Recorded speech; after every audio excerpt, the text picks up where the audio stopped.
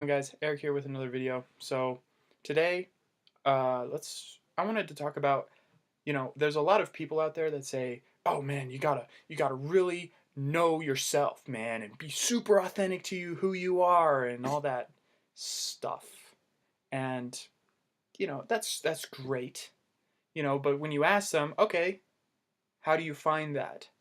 What did you do to find that?" "Well, I just figured it out." Great. That's great. No, actually, that's awesome. How? Well, it's just something you just got to work through. Work through what?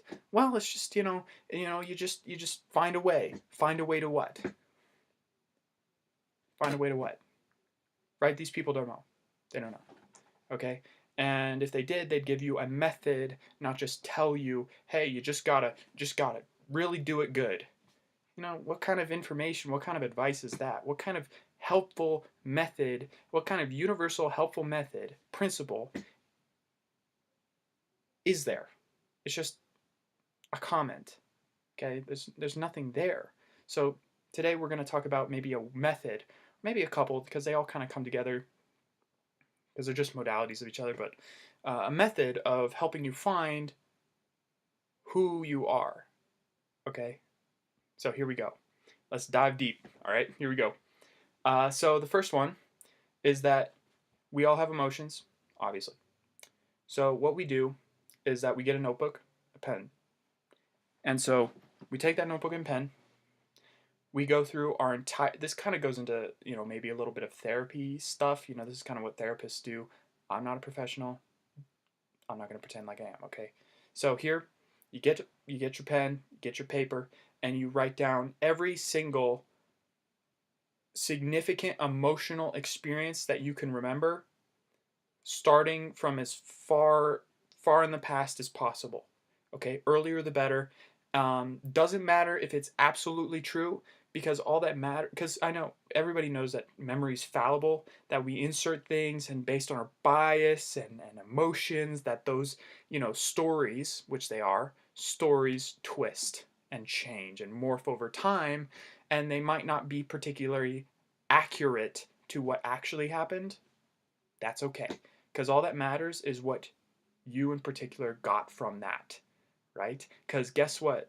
Whatever you got from that is the programming in your head, right? So it doesn't matter what's true, it just matters what your head, and that's what we're trying to find. Perfect. So you write down every single significant emotional memory and the moral of the story or what happened. You write every single thing down and all the emotions. Do it for all the emotions. So extreme happiness, joy, sadness, uh, anger, frustration, disgust, uh, maybe also things that were other people who were super energized, like other people that you interacted with and had experience with who had significant emotions, uh, and like in terms of like imagine if like somebody got really angry at you and they got in a fight and you guys got in a fight. That's significant, even though you weren't may not be emotional, but they were so emotional that they got in a fight, and that's pretty significant, right? So you list down every experience that you can remember that was significantly emotionally charged in some way by some person, right? You list them down, all them down. Okay, grammar. Okay, so you list them all down. Perfect. Now we have a story. We have a narrative. Now what we're going to do is that we're going to put that to the side, okay?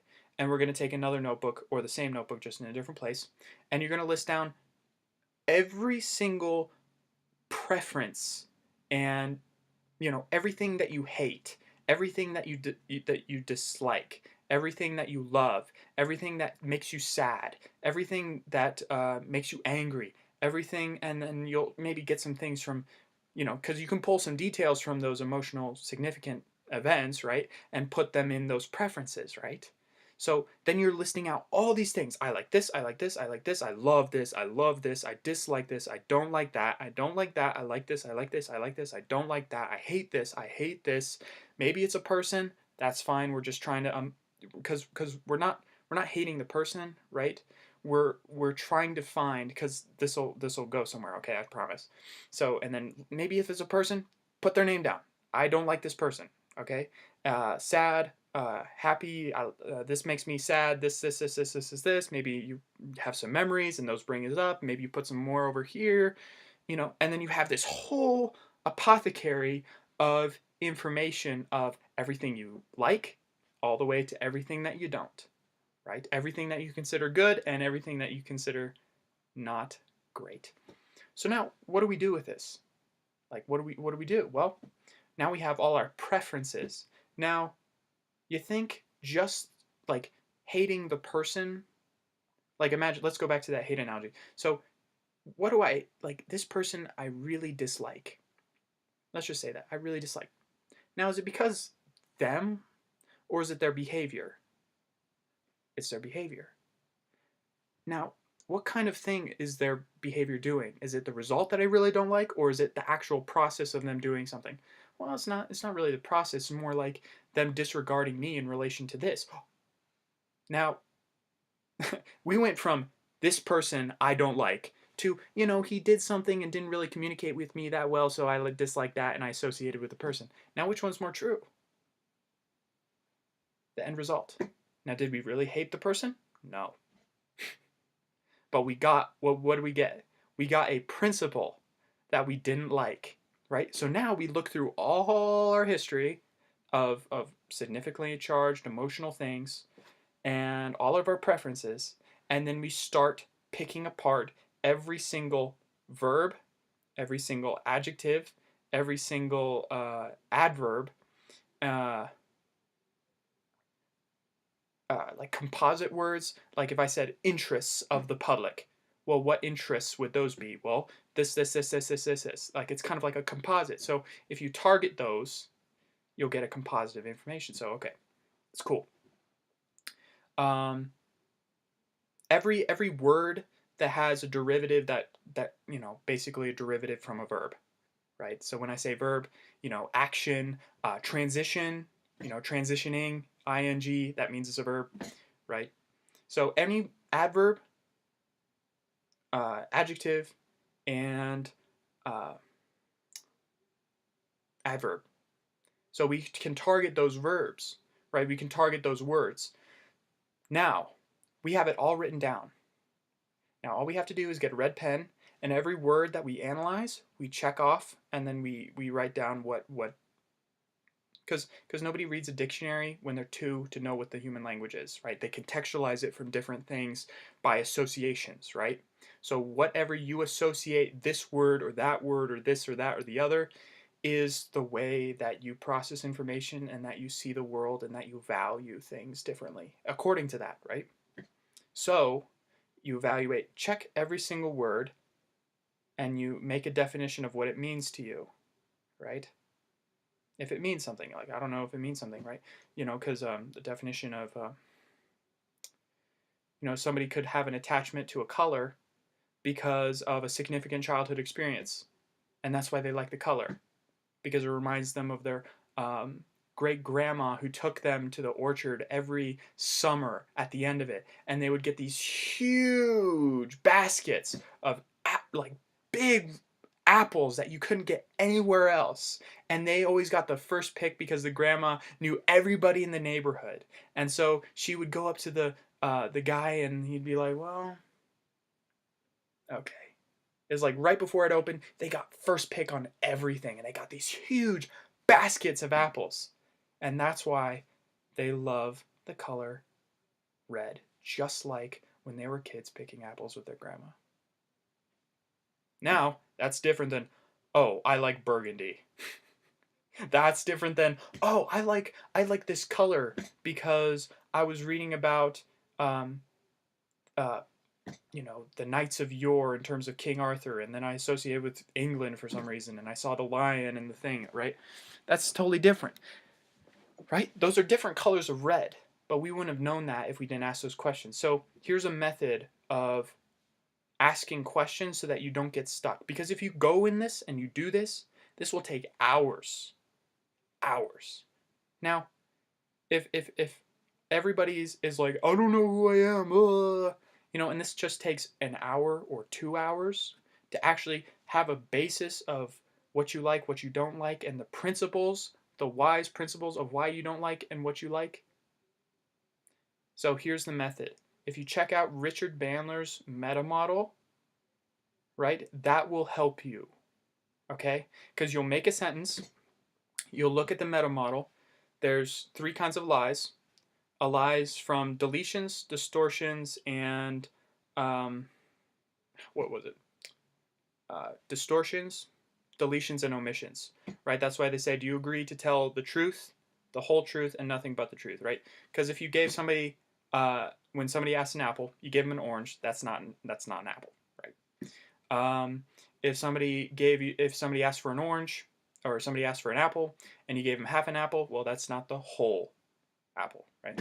And if you gave somebody an apple with a little cutout and there was an orange in it, that wouldn't be the whole truth, right? There you go. And so it's set up in those 3 categories: deletions, distortions, and omissions.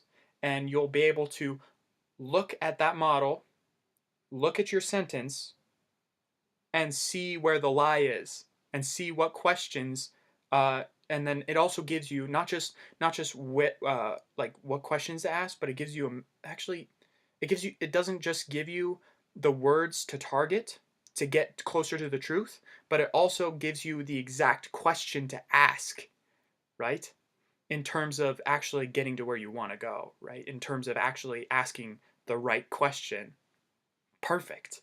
So you have all your preferences, your entire story, your entire emotional, personal experience, your preferences, and then you're digging into your words of what words mean to you and how you're evaluating these things, and you're extracting principles from it using, you're using, and you're getting rid of the incoherencies.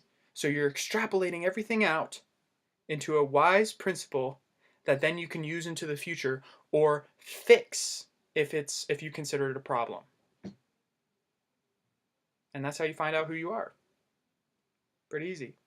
Your story, your preferences, a method of questioning, extrapolate the wisdom from it, see what you like, see what needs to be fixed, see what you want to see, keep and grow, and then you also work in, okay, now remember that fantasy video that I was talking about in terms of a story and making the redemption arc.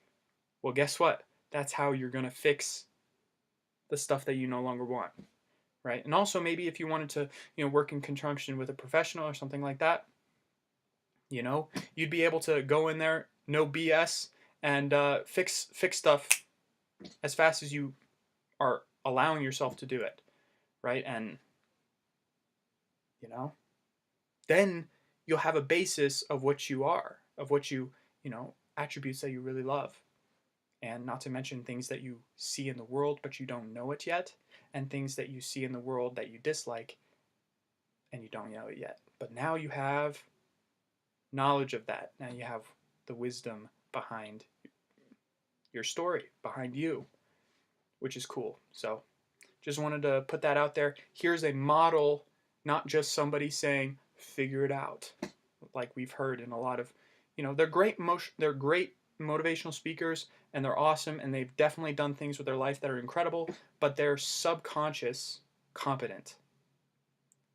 Now, if they're subconscious competent, they don't have the method that they use, the actual method, not just things that they're trying to extrapolate together based on feelings and sensations, and they're just trying to describe it, right? It's not, they're just trying to describe a product, not the method of actually getting there, and used in conjunction with maybe some professionals. There you go. That's how you find who you are. So take care, guys.